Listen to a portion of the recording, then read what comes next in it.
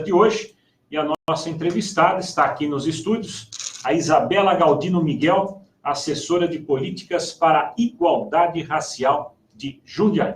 Isabela, muito bom dia, prazer tê-la aqui na Rádio Cidade. Bom dia, Júnior, é um prazer também estar aqui com vocês. Dia da Consciência Negra, muita gente pergunta por que é feriado. Tá. Explique pra gente, por que é feriado? Porque, na verdade, todo mundo vai perguntar por que não consciência branca, né? Porque a gente não tem isso, é uma das primeiras perguntas que a gente tem. Na verdade, o que acontece é o seguinte, né?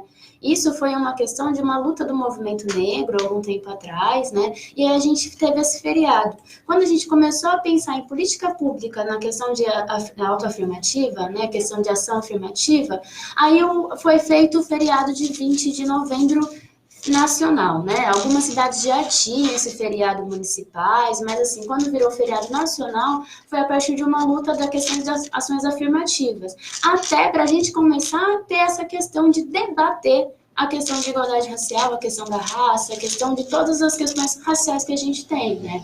Então, por que do feriado? Na verdade, é uma luta do movimento negro. E depois de tudo isso, a gente ainda tem a questão de lembrar tudo, a questão de refletir sobre a história do país, né? E como esse país foi constituído, tudo o que aconteceu. Então, é mais um momento para causa disso, né? Para a gente fazer uma reflexão, para a gente comemorar. E dia 20 de novembro, como todo mundo sabe, é o dia de Zumbi dos Palmares, da morte de Zumbi dos Palmares, uma das pessoas que mais lutou pela essa questão, né? Naquela época.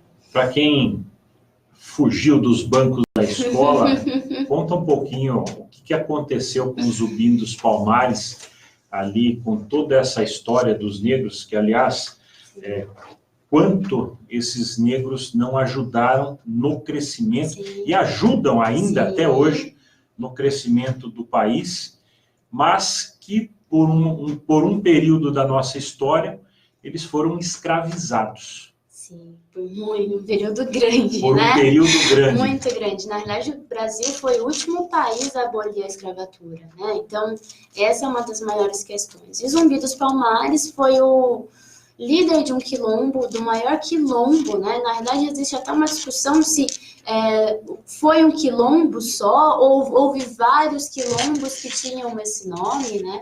Então, Zumbi dos Palmares foi um dos maiores líderes de um quilombo, do maior quilombo que teve na época. O que é um quilombo, né? Pra gente ter. Quilombo era um local seguro, digamos assim, né? Era um local onde, quando os negros fugiam, eles iam, se agrupavam e acabavam constituindo seus bairros, onde ali nenhum branco ou alguma pessoa que pudesse levá-los de novo para a escravidão poderia entrar. E o quilombo e o Zumbi dos Palmares eram um defensor sobre esses quilombos e acabou morrendo, né? Quando conseguiram entrar, acabou morrendo e a sua cabeça foi exposta em praça pública para dizer que a soberania ainda continuava naquele momento, né? Foi mais ou menos assim, resumidamente é isso. E você disse também que o feriado do Dia da Consciência Negra, que é, sim, lembrado sempre agora no dia 20 de novembro, sim, ele começou como feriado municipal, e alguns municípios só que instituíram este feriado, sim, e depois que ele veio a ser um feriado nacional. Na realidade, assim, ainda tem cidades que não são. O dia 20 de novembro é um feriado, é colocado no calendário federal, né? É uma data comemorada no calendário federal. Mas ainda, como tem aquele número de feriados que cada município tem, que eles colocam, algumas cidades ainda não têm. Por exemplo, Jundiaí é a única cidade da região que ainda é feriado, né? Da região, as outras cidades da região não têm feriado? Não. Acontece normalmente, né? Não tem o feriado. Jundiaí é uma das cidades que tem feriado. Assim, acho que a gente tem no Brasil 300, 400 cidades mais ou menos que tem esse feriado. E da região, Jundiaí é a primeira que teve e acho que é a única, se não mudou nada de alguns tempos para cá. Estamos conversando com a Isabela Galdino Miguel, ela que é assessora de políticas para a igualdade racial aqui da Prefeitura de Jundiaí. Isabela, o preconceito, ele ainda persiste e os negros vêm buscando ainda o reconhecimento social no Brasil. em pleno século XXI? Infelizmente, sim, né? Todo dia, se a gente abrir o jornal, se a gente vê, a mídia nos fala isso, né? Antigamente tinha o mito de ser um racismo, um preconceito velado, né? Mas hoje a gente vê em qualquer local que existe essa questão e qualquer mídia hoje noticia o que vem acontecendo, né? A gente pensar sobre isso, hoje a gente não tem um racismo tão mais velado como antigamente. Então, ainda persiste, os números mostram também, né? Se a gente for colocar as questões na questão de emprego, a gente for colocar nas questões de qualidade de vida, ainda a população negra ainda está bem em níveis abaixo, se a gente for pensar da população branca. Você é da Assessoria de Políticas para a Igualdade Racial Isso, da Prefeitura de Jundiaí. Isso. O que faz essa assessoria especificamente? Na realidade, a assessoria, a gente acontece como? A gente faz parte de um núcleo de articulações de políticas públicas que fica alocado dentro da Casa Civil. E a gente, então, somos em 7 nesse núcleo, né? Somos em 7 e eu fico na questão de igualdade racial. A gente não é uma política fim, a gente é uma política meio. Então, a gente trabalha junto com as outras unidades de gestão, que antigamente eram secretarias, para que elas tenham essa pauta dentro das suas unidades, né? Dentro das suas secretarias. Na cultura, que fale sobre a cultura negra, na saúde, para que entenda as especificidades da população através das suas raças e etnia, na educação, para que os professores comecem a debater e discutir esses assuntos, e assim por diante, né? Para que essa pauta esteja em todas as unidades de gestão. Há quanto tempo você está na assessoria? Eu estou desde o início da gestão. Desde o início da gestão? Sim, desde o início da gestão. E o que foi feito de lá para cá? Então, a gente vem trabalhando várias coisas. Dentro da cultura, como eu falei, a questão das atividades, né, na saúde, hoje a gente já vem trabalhando uma questão do viés da questão do quesito raça-cor, ou seja, para que os médicos, agentes de saúde, as pessoas tenham esse viés, comecem a pensar de, olha, porque a minha raça determina algumas doenças que eu posso ter, então tenho que ter esse cuidado. Dentro da educação, a gente vem fazendo várias rodas de conversas, capacitações com os professores, para que tenham trabalhos nesse vertente, para que falem sobre essas questões. E a gente vem também trabalhando uma questão junto com as religiões de matrizes africanas, para verificar também como que está sendo isso, porque além de tudo ainda existe o racismo religioso, que é um outro viés que a gente teria que discutir, né?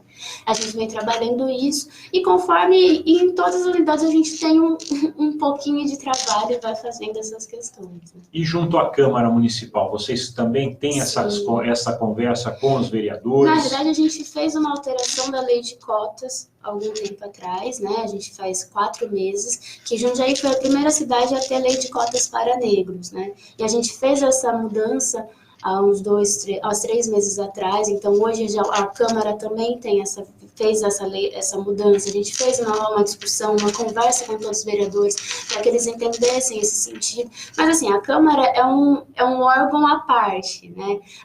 Eu não tenho uma entrada muito grande a respeito disso, mas a gente vem trabalhando, sempre que possível eu trabalho junto com os vereadores, a gente se conversa, a gente discute, mas também, como é um órgão separado, eu não tenho uma abertura muito grande nesse sentido.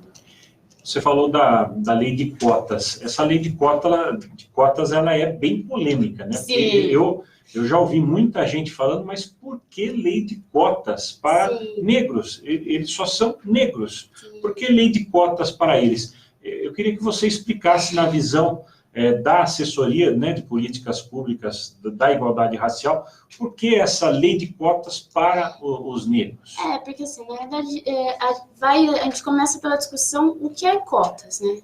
Como a gente pode começar por essa discussão. As políticas de cota no Brasil sempre aconteceram, né? A lei de cotas para negros não foi a primeira que aconteceu. Então, a gente tem várias outras leis, várias outras questões que a gente pode debater. Mas a lei de cotas para negros eu entendo como uma ação reparatória, né? A gente sempre fala isso, eu falo sempre que é uma questão reparatória. Por quê? Se a gente for ver nos índices, como eu comecei a falar na questão do preconceito, se a gente for ver nos índices, nos índices de emprego, nos índices de melhores colocações, a gente tem uma questão de que o negro não consegue acessar tais lugares.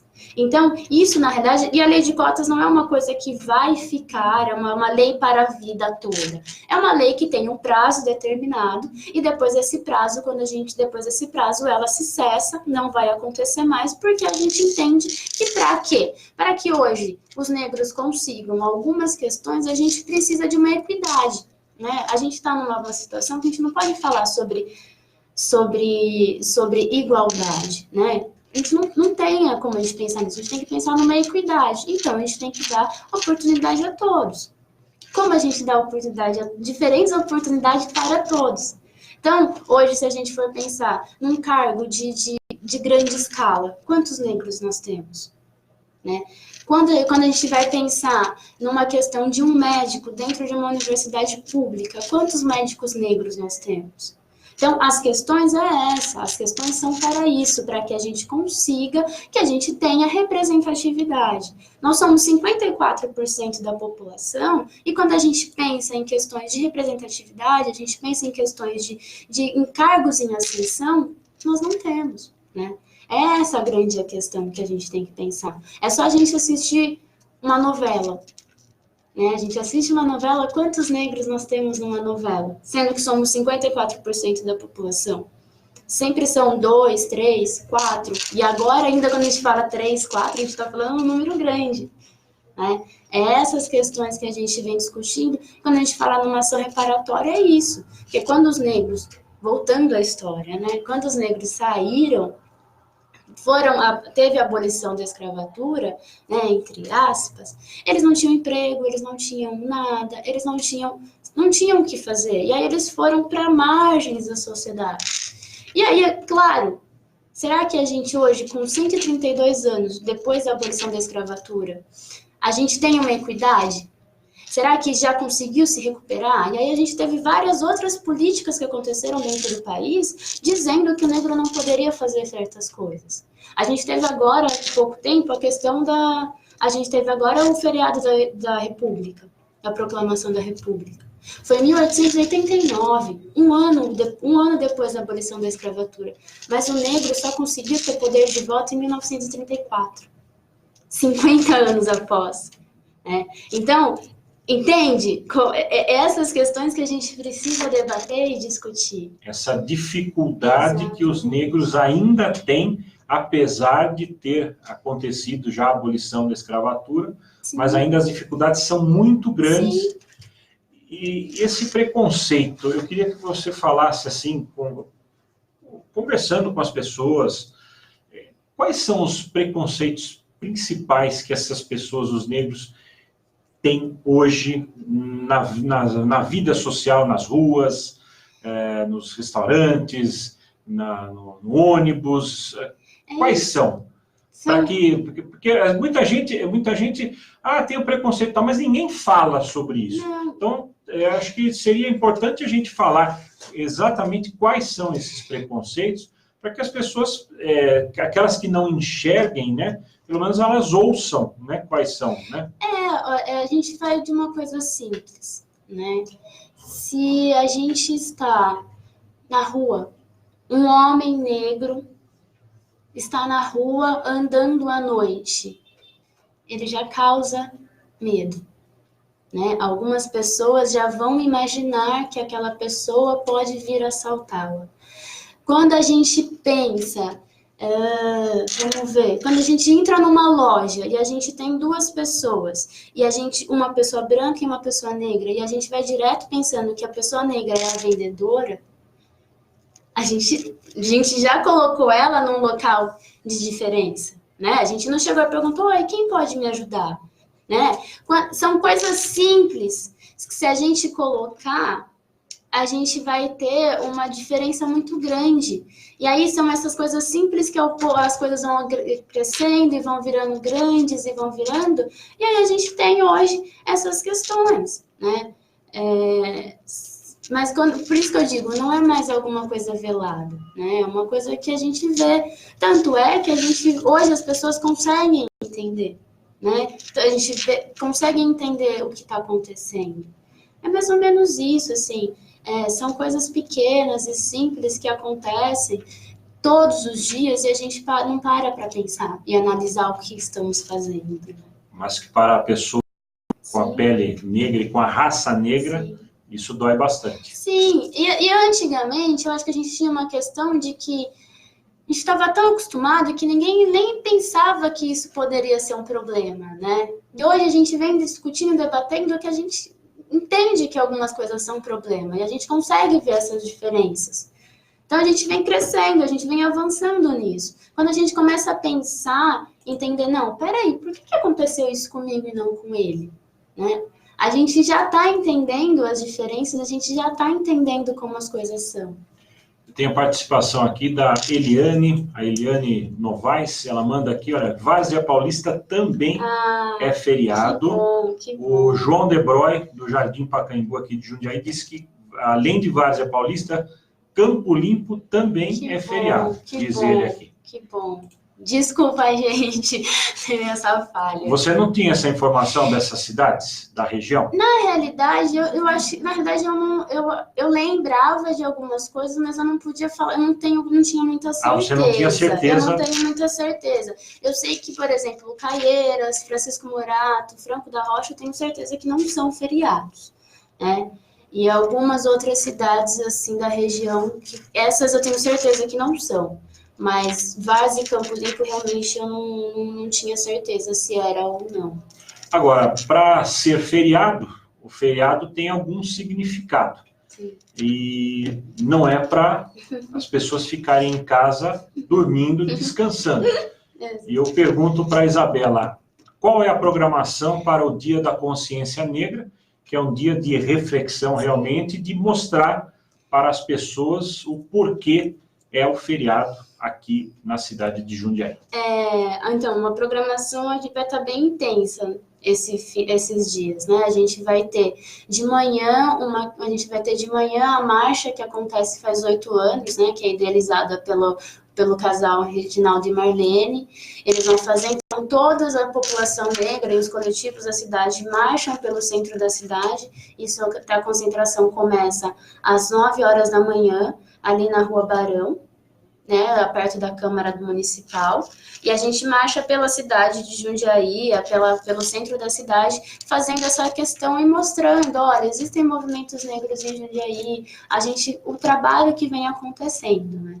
E a partir da 1h a gente tem dentro do complexo FEPAS, ali do lado do Poupa Tempo, daí a gente faz uma festa, né? Na verdade a gente vai ter várias atrações musicais, grupos de capoeira, vamos ter rodas de conversa a respeito do AD Júnior, que é um youtuber muito reconhecido hoje, para fazer um debate sobre a questão racial do Brasil e do país, né?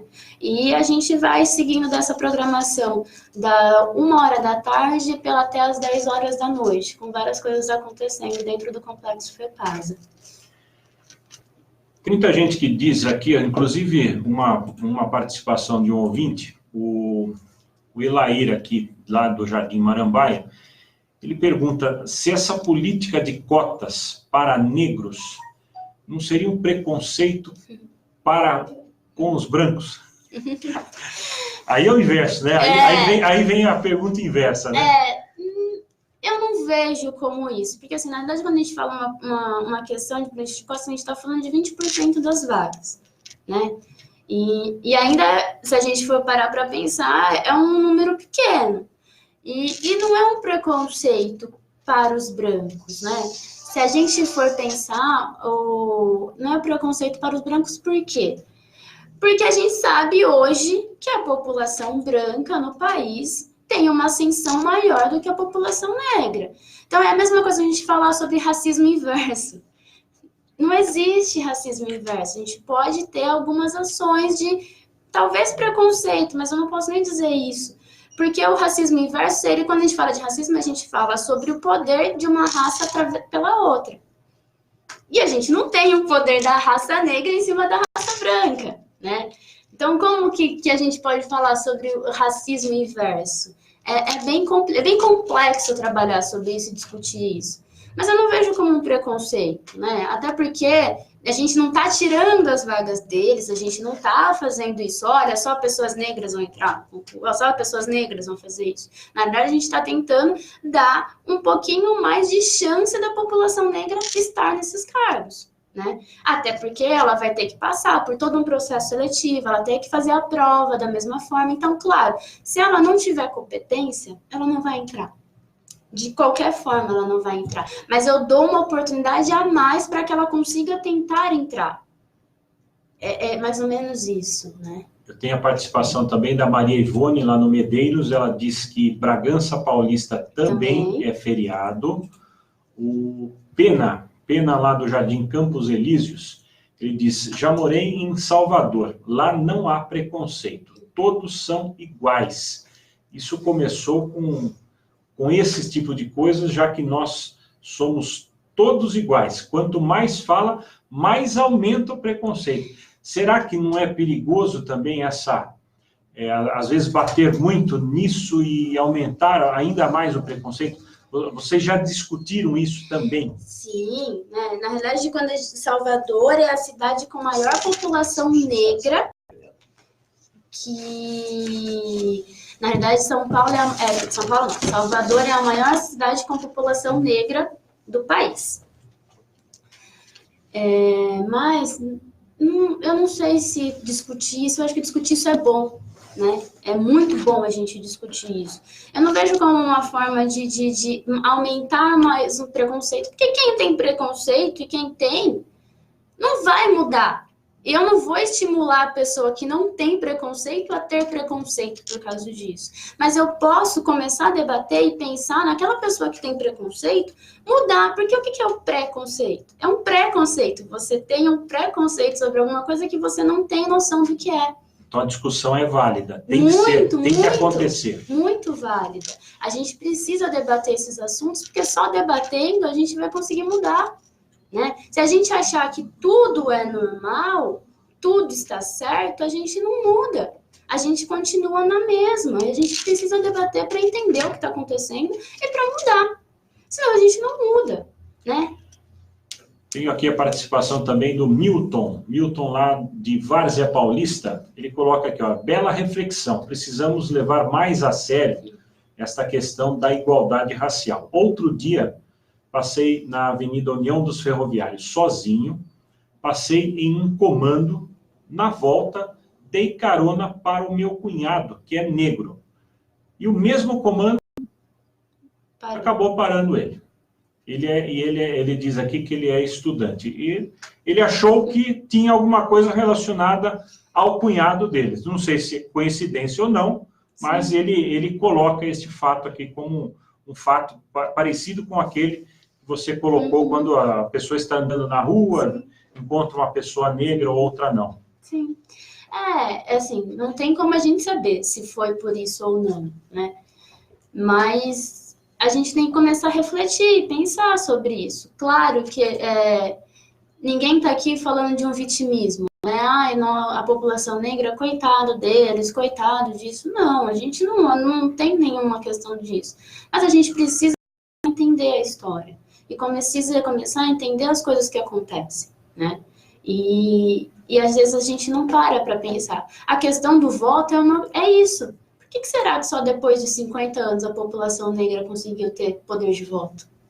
A informação que o Admilson Oliveira traz aqui para mim são 102 municípios no estado de São Paulo, dos 654 municípios do estado de São Paulo, só 102 são feriado no Dia da Consciência Negra. Eu queria agradecer desde já a participação dos nossos ouvintes, nosso tempo já chegou ao fim. A Sônia, lá do Parque União, ela diz, para mim somos todos iguais. Eu tenho vergonha quando se toca nesse assunto, diz a Sônia. Ela acha, para mim, somos todos iguais. Para mim também, eu particularmente também acho. Somos todos iguais, mas entendo esse preconceito, infelizmente. Infelizmente eu entendo bastante. Todos somos iguais, né? Não, isso com certeza. E aí é nisso que a gente quer chegar. que todos somos iguais, mas a gente não pode ainda dizer que mesmo sendo todos somos iguais, mas diferentes ao mesmo tempo, né? Ninguém é igual a ninguém e ninguém vai ser igual a alguém. Então, assim, a gente tem que entender isso. Claro que o que a gente gostaria era não estar discutindo essas questões e que não houvesse nada disso, mas a gente sabe que há, né? A gente não pode dizer que não há. A gente não... os dados e todas as pesquisas, qualquer pesquisa que a gente fizer no país sobre essa questão, os dados vão mostrar. Então, a gente não está aqui, eu não tá falando de alguma coisa que não é real. É real. E acontece todos os dias.